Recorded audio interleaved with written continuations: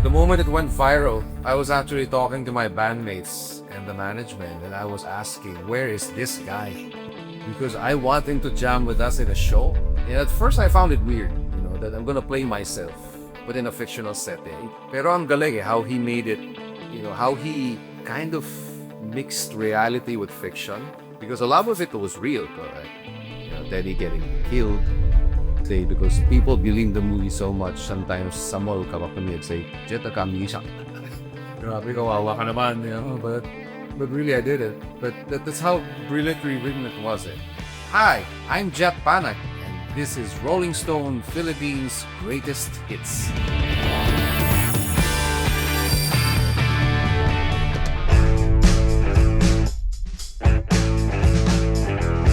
When I joined the band in 1986, the song already existed because prior to my joining the Dawn, the band was a three-piece outfit. They were already jamming the song with Teddy Diaz, the founder of the band, singing. And then they recorded the demo rather using a female singer. The song was written by Tina Fineza and Teddy Diaz.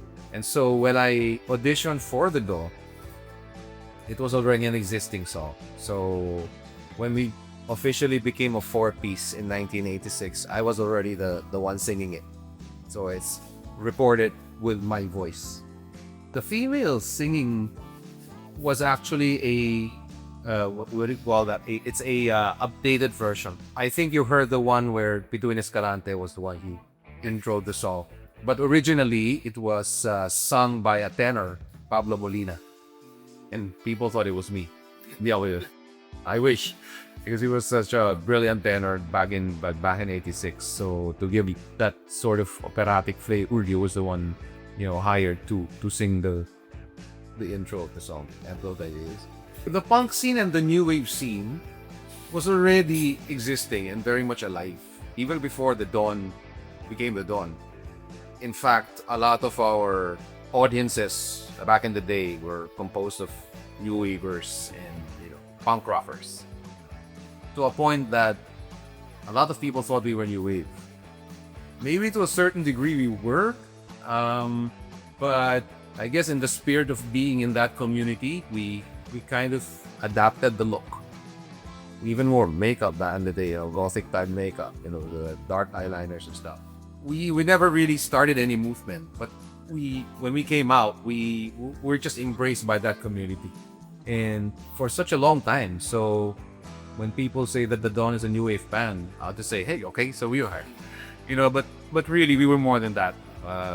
We were influenced by a lot of other genres of music. Yeah, to answer the question, it was very much alive already back then, and we were just lucky that the community embraced us.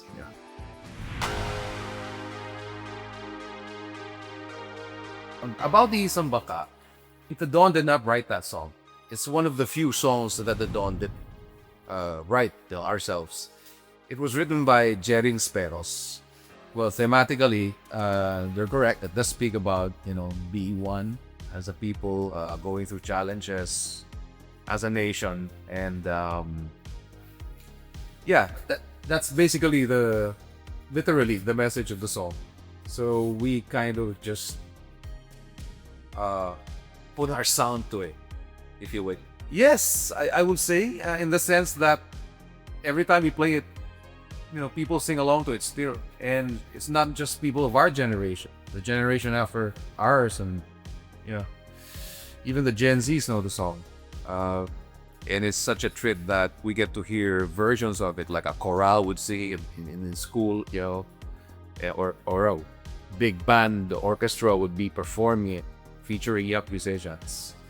So I guess in that sense, yes, it's aging beautifully, I would say, because the music and the message transcends.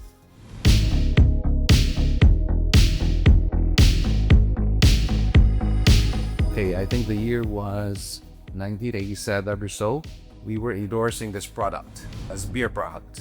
They wanted to come up with a song that spoke about celebration. The word Salamat should be, the title of the song. Because for us Filipinos, salamat is such a celebratory word, right? When we succeed at something, we say salamat, diba? Get to where we're going after 2.5 hours of traffic, diba? Para salamat, diba? We're very thankful for a lot of things, and we use that word. And I can't think of a more celebratory word than that for Filipinos. Eddie Diaz, at the time, he was still alive. Carlos Balcells and myself and JB Leonor, the members of the Dawn at the time, pretty much put that song together. My lyrics just revolved around the meaning of the song Salamat. Salamat at tayo di pilisamahan uli. Pawi naguha, may darating na araw. So if you're a Filipino, you understand that that word is more than just saying thanks. It's a celebration in itself. The guitar solo in Salamat, unfortunately, was not recorded with the Diaz, because before we could record the song, the recording of the original version of Salamat was recorded by Atsushi Masuura on the guitar. He's a Japanese, but living in the Philippines. So we held auditions after Teddy's unfortunate passing. And to cut a long story short, he was the guy that we chose. And so we recorded the song because it was already finished. Tapos na yung kanta eh. It was already arranged and ready. So it was Atsushi who took the helm of recording that song, Salamat, with his guitar parts. So yeah, I would say that the guitar riff there, the guitar lines, if you would, are very memorable because they're very simple.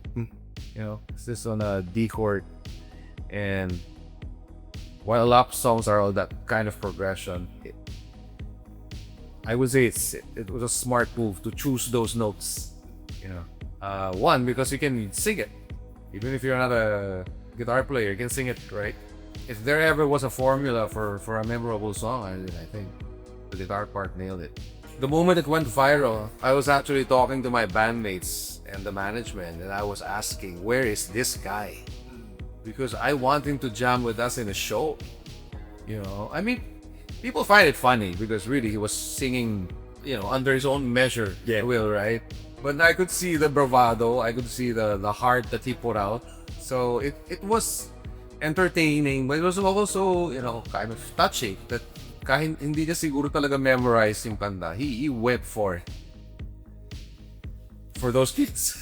I guess it reached us in a way that we actually met the guy who posted that video. So eventually we guested all the cool pals and we talked about the guy, uploaded the video, and in fact during the show we were actually asking where he was. We still want to meet him.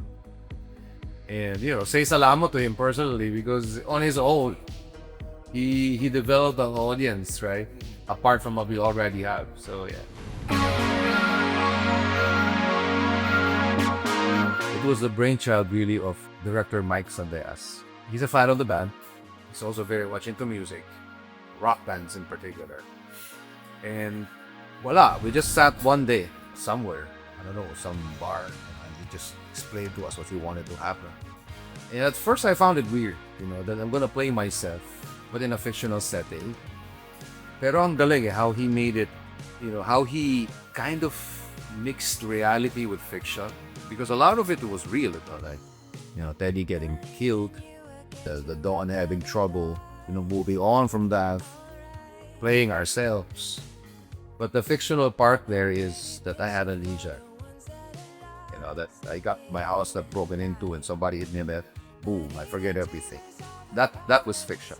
On a side note, it's actually very interesting because people believe the movie so much. Sometimes someone will come up to me and say, Jett, siya. Grabe, kawawa ka naman, but really I did it. But that's how brilliantly written it was. The kind of weird feeling I had when I first read the script didn't last very long because, especially when we were filming it already, it was making more sense why they used that device, of me forgetting things, because he was able to use that to sort of portray the history of the band, where it went, and the struggles and all. It's a memorable role, if I would say. I do remember Direct Mike Sandeas saying that he's a big fan of Mike De Leon, director, Kilala and Direct. So he's one of the iconic names when it comes to me. there's a feature in the film where there's a plot behind me. I think that was one of the devices to the direct mic early. But as far as visuals, that was the inspiration for Mike Sandeas. But he's also influenced by a lot of, I guess, rock roll movies. I can't name one. He did mention a few, but I couldn't remember. But he wanted to sort of marry that authentic Filipino filmmaking, a rock and roll theme. My reaction to Tulad and Dati winning the Cinemalaya was one surprise. I believe so much in the project that I was expecting that kept nominated for the film. But to win it, I remember the day. We were sat there in the CCP during the awards night, and it was the late Ricky Dabao who was, presenting the nominees. The moment he said Best Picture Tulad and Dati, we literally jumped out of our seats. In disbelief, really, because ang daming contenders na really, directed by iconic names and acted by iconic actors. And then we won. So it was disbelief, but also, it reestablished my faith in the story. The motivation behind me joining Sweeney Todd, well, I can say one name, the late Bobby Garcia, the director and producer. Because 10 years in, before the pandemic, I did a lot of musical theater work actually, and mostly under the production and direction of Bobby Garcia, Atlantis production. I did quite a lot of musicals under him. And so I think he was my motivation, because I guess the guy believed in me to do stuff like that. So I just got all and said, do you want to do Sweeney Todd? And of course, grabe yung feeling of, wow, really? Me? That lead role opposite Lea Salonga. Yeah, every time he tells me to do something, I just jump and up and take the opportunity, because not everybody gets that chance. Not everybody gets the chance to do something like that. And opposite, a musical theater legend, right? I guess Bobby opens the door, but as far as motivation goes, it was ongoing. It was an ongoing thing from rehearsal to show to the last run in Singapore. I remember that was before the pandemic hit. It was one big motivation for me to do it, because really, like I said, not everyone gets that chance. Everything people know about Lea Salonga, having perfect pitch and being such a, what do you call this? Such a firecracker on stage. That's all true. But I think what not a lot of people know is how much of a team player she is. And you only get to witness that if you work with her, because you see her behavior backstage, the way she relates to her co-actors. She's very supportive. And kaya tumataas lalo respeto ng tao sa kanya. Because, she's who she is, right? All she has to do is show up, do her part, and not care about everyone else. And but she's not like that. She wanted everybody, like in that show, Sweeney Todd. I remember she wanted everyone to do well, not just her co-lead, but everyone, even the guys in the ensemble. Because she's such a veteran. She knows that when you mount a show like that, there can be no weak link. There's no small actors. There's no small roles, only small actors. It rings very true, and she's a representation of that sort of, what do you call that, belief, right? And so, yeah. I guess that's one reason why she is who she is, because she does not just look after herself, but she looks after the entire thing, the entire production. Well, with theater, once you enter the work, there's already a set discipline.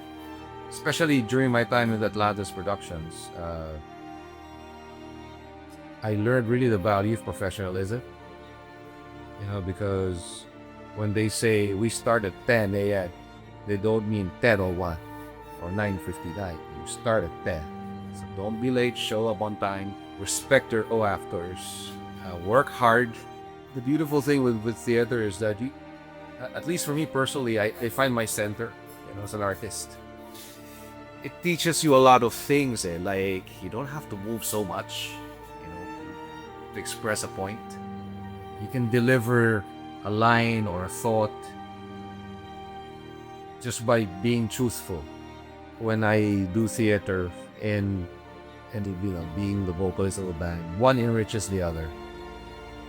Because when you're in a band, it's very carefree, in a way. Of course, we're very professional. That's why you last at the song, right? But it's your timing when you're in a band. Oras mo yun, It's you and your bandmates. You rehearse when you want, diba? And really, it can be hard work. But with a band, all you gotta really show up an hour or 2 hours before the venue, and then you're basically portraying yourself. That's your music. That's your lyrics, right? In musical theater, you're portraying someone else, and you have to memorize an entire show, 1.5 hour show from beginning to end. There are no stops, there are no take twos, so the discipline is really, really different. And I get to apply that in everything else I do, like when I do acting in TV or movies, or when I jam with a band. It's like being two different, worlds, but with the similarities that enrich each other. Yeah, if it's in their nature, or contrib nila to try it out, why not? I would suggest they do, because like I said, to teach them self-discipline, they'll discover things about themselves that they thought they couldn't do, pero pwede pala. It gives you this level of maturity, I guess, as an artist, as a whole. So when you come out of a musical brand, you become a better person, really. Such that you have more respect now for what you do outside of it, whether it be music, whether you're an accountant, or, because you discover the value of work. And as we know in theater, it's really a passion. May saying nga, hindi ka naman magiging milyonaryo dyan. It's really a passion.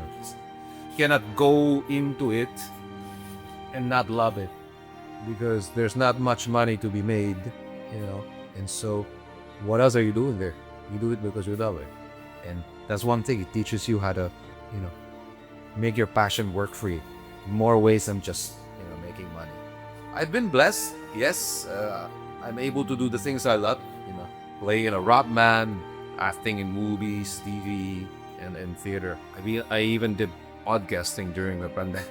I like trying different things. I also dabble into art once in a while. But if there's really one thing I would like to do and immerse myself into it, give time where maybe it's to direct something. Either direct a musical, direct a show, direct a Rolling Stone interview, I want to work behind the camera for once. I did direct a live event years ago. It was a live concert for a brand. And I really enjoyed that. So I can see myself going through that stress to make something work. Yeah. Maybe that's the last frontier for me. And I'll be a happy boy.